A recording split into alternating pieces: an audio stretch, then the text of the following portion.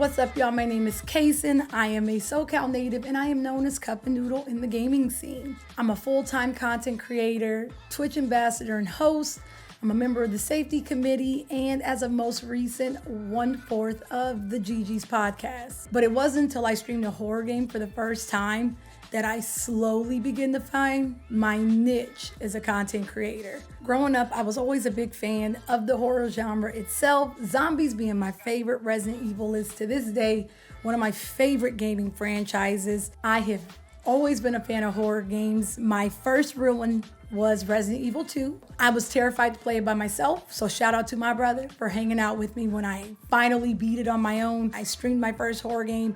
It just clicked. It gelled, it felt right. And from there, it just became a mission to find and beat all of the horror games. Horror games are crazy because I feel like it brings people together. If anything, it just keeps you talking. You end up invested. And I think that's why I've always enjoyed story-based games in general. But horror games, you want to see what happens next.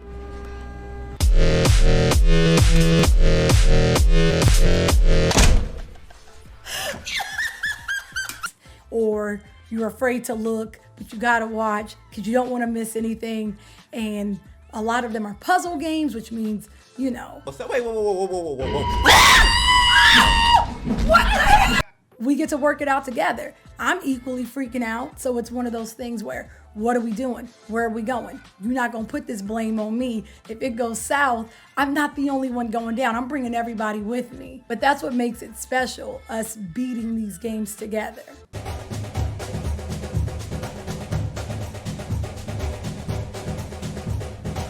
I genuinely found a love for, live streaming and just the community and being a part of it. So in 2016, I decided to do it over again, and I started from zero and came back using my gamer tag, CupAhNoodle.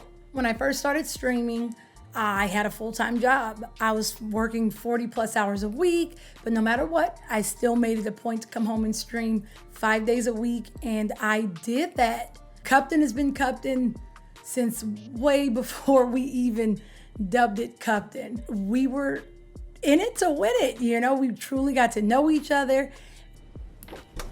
What the hell? Now!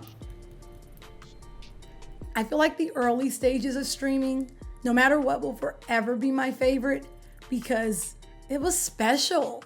In the beginning, we truly got to know each other. And I know we still do today because nothing's really changed, but there's something about, you meet just a handful of people and every day you are linking up. You left your Nope. And you're gonna talk to this handful of people that's gonna rock with you no matter what you do, for every change, for breaking things and learning and growing pains. They were present. And the fact that after all this time, we're still here, I don't know, it's fulfilling. Nothing really beats, the starting stages when you can take risk and you can change things up and attempt new things. And no matter what happens, you have your core group that they're gonna go through those growing pains with you. And as we continued in on the journey, we grew, but nothing really changed. We just met new peeps and the community just grew. But Cupton truly is, it's community based.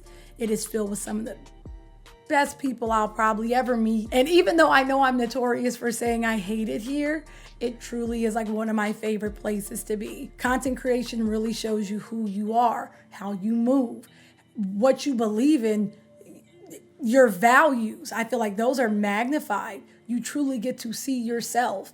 And in doing this, I've learned to see myself for who I truly am, what I truly stand for. I've gained a lot of confidence. Nothing builds confidence like doing things on the internet. So, that's definitely a thing.